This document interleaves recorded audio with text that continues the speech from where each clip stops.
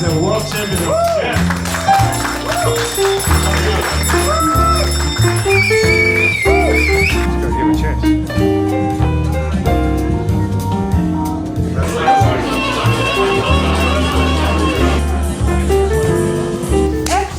Good evening, everyone, again. And right now, it's interview for Atelier Privé. And we are happy to be at the FERZ Chess Night. And our guest tonight is Alexandra Kosteniuk. Please give a warm applause for the guest. Alexandra, thank you for joining our conversation tonight. And my first question will be more psychology related. I would like to start with what is the main quality chess helps you that you developed in your childhood that now helps you to handle crisis situation in the lifetime? Hello everyone.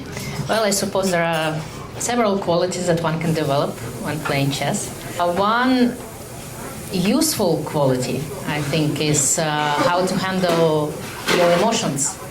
Most important, the negative ones, because I think that's the quality that we need the most in our like regular life. We do deal with a lot of stuff, positive, negative, and how we handle those emotions is sometimes very crucial.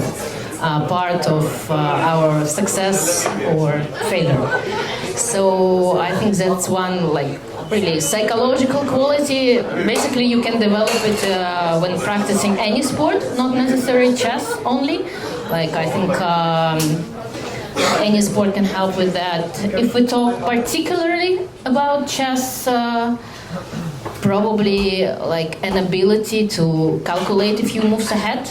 Like an ability to foresee what might come also can be quite useful. For example, when you drive a car, you kind of calculate, although you don't have total control because you're not only controlling your actions at this particular moment, but you're kind of calculating what might happen in a few moments, and that this ability, this skill can help you avoid some accidents. So probably that's the most like two qualities that one can develop. Of course, we can talk a lot about memory and logic and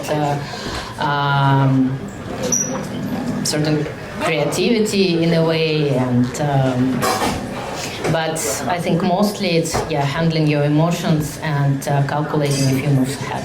If you could play one game against any person in the past or in the present, who would it be and why? You know, that's a very common question, but I'm not a dreamer. I mean, I'm quite a pragmatic person, so it's kind of hard to me to talk about, like, I think a few months ago I answered this question, but they kind of required me to give the answer, and I was forced to do so, so I said, okay, let it be Napoleon Bonaparte. Because actually, when you open any chess database, and we have millions of games in our chess databases nowadays, and all the games you play in tournaments and official tournaments end up in those databases. Even some games that you play in online tournaments, like Title Tuesdays, they end up in those databases. But if you open any of those databases with million games in it, the first game that you see is the game of Bonaparte against some other Madame, I don't know, Bovary, I don't know. That's why I gave that answer in February, I think, this year. But also, I would be interested to play a game of chess with, you know, the great chess champions of the past, like Jose Raul Capablanca, or not a champion, but anyway, Paul Morphy, for example. Like to see how their ability to play chess is different from like a modern player ability. So that probably would be like, would have been interesting to me if I would have a chance. Thank you. There are many extraordinary players in the history, and but in your opinion, who is the most underrated player all of time? Well, that's a hard question. Yeah, of course, there were many great chess players. I think the most, like, not underrated really, but those who played on a world champion level and were not able to get this title. So somehow International Chess Federation was created in 1924, and they introduced this world champion title. And although the history of world championships, I mean, it runs even before that, but somehow we always look at this list of world chess champions and mostly focus our talks and our, well, we kind of always strive to be as these world champions. We're thinking about this title, we're trying to get this title. All the kids kind of, when get to a chess class, they look at the pictures of those great champions. And they are great. I mean, they're unique in a way, every and each of them. But the fact that there were also some great players who didn't have luck, some sport luck to get this title, they are somehow neglected in a way, or more forgotten. So I think those are the players who also deserve our attention and certain level of respect, like Paul Morphy I mentioned, and there were of course several great chess players who actually were ahead in understanding of a chess game from their times. They were greatly ahead. And also there were several chess players like in our era, such as Viktor Korchnoi or David Bronstein, who played several world championship matches, but you know, they just played against such great chess champions, such a force that they were not able to achieve this title. But nevertheless, they left a huge mark in the chess history. But alas, since they are not world champions, they are not being mentioned as often as world champions. That's a great answer, thank you.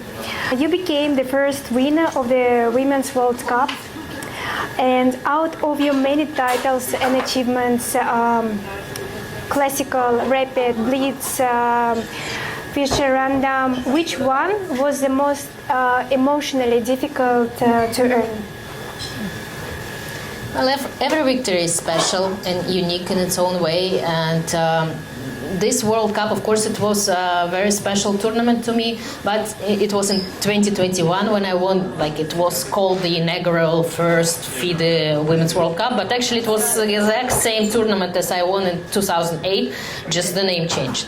Back then it used to be a world championship, a knockout world championship, but the format stayed the same.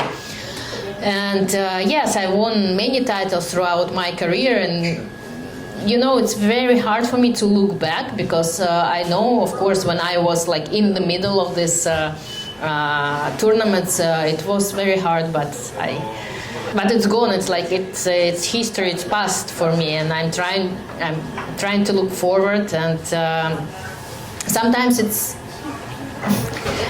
for me also, when I look at these titles, the titles that I've achieved, it's so hard to believe that actually it was part of my life, and those are my achievements, because I know how many great and strong chess players are in the world, and like the fact that I've managed to win so many titles and to have so many great tournaments also surprises me quite a bit.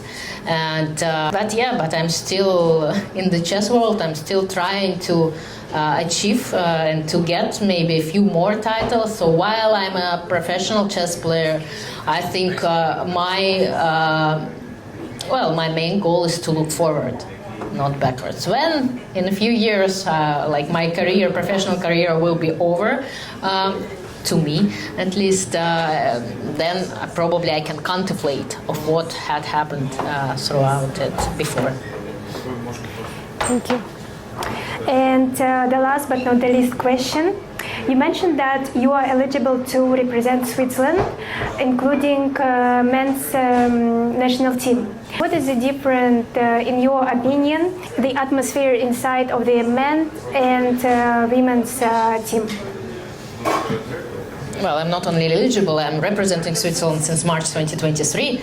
And, well, the atmosphere doesn't really differ a lot based on the gender of the players. Like, it can be a very pleasant atmosphere despite the gender of the players. It can be very unpleasant due to several factors. Actually, throughout my career, I've played many team events. I've always enjoyed them because for me, especially now, it gives me some extra motivation when I'm playing for a team, when I have my teammates next to me. It kind of forces me to play better, and because otherwise sometimes I lose this motivation myself, because again, like when you're not playing well, you cannot really enjoy your tournament. But here, despite your level of play, you know that your team counts on you, and you need to perform, maybe not for yourself, but for your teammates. So yes, that's why I've always enjoyed those team events, and there are so many nowadays. And the Chess Olympiad is coming up in September this year, and I'll be playing again. Once again, and it's the most important, I think, team event of the chess calendar in the chess world. And it doesn't depend on the gender of the players. We're all chess players. We all talk the same language, which is chess language, and it's a wonderful language because whenever you go, you can find someone who talks the same language. And with teams, it's also like the same. Sometimes this atmosphere can be created, and somehow it clicks and it works.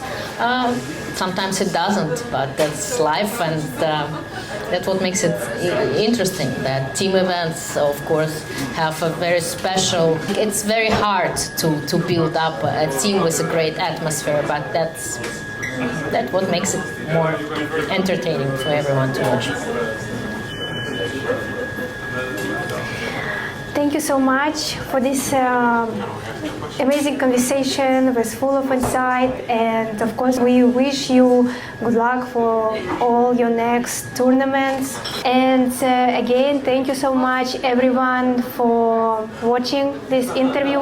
Please give a big warm round of applause to our guest. Stay tuned for our next interview, and don't forget to subscribe to Atelier Privé. Thank you so much.